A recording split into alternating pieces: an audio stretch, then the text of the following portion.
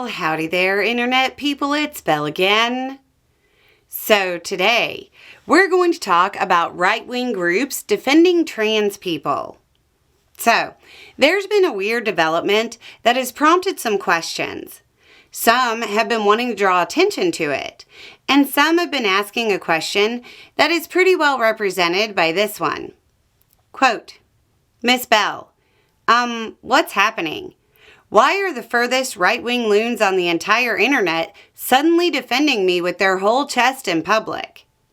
I'm not sure if this has made it into the normal political discussion yet, but news said that Trump and friends were trying to find a way to classify being trans as a mental issue that would strip us of our right to own a gun. Honestly, it's kind of terrifying because once they get one right from us, the others won't be far behind. I was effing flabbergasted to see the NRA come out to defend us. Can you please explain the politics at work here? These people mostly just hate us. Don't worry, you haven't completely lost track of the general dynamics.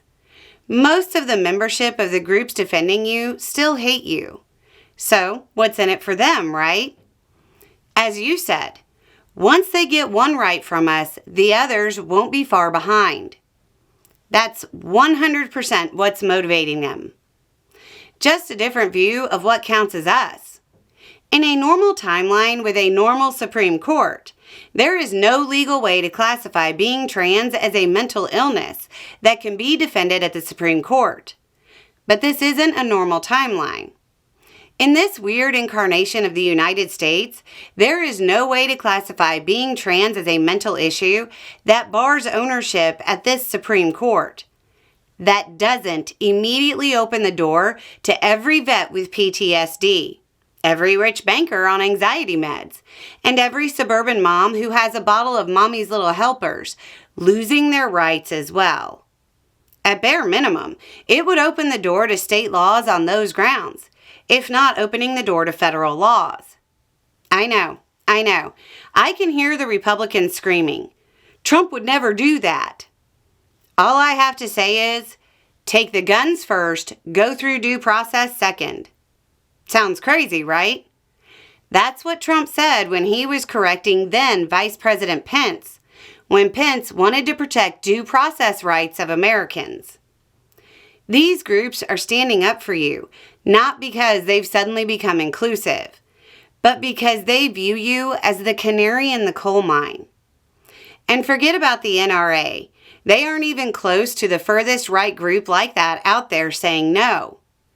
Dudley Brown, who heads up the National Association for Gun Rights, which is further right than the NRA, said, quote, Our advice to the ATF, DOJ, and FBI is to stop chasing headlines on the back of the Second Amendment and focus on preserving and protecting gun rights so that law-abiding Americans can defend their loved ones.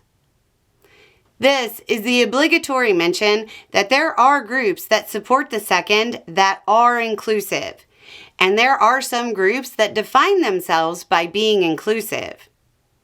To liberals who might see this as a backdoor to enact policies that you want, this isn't a backdoor to gun control.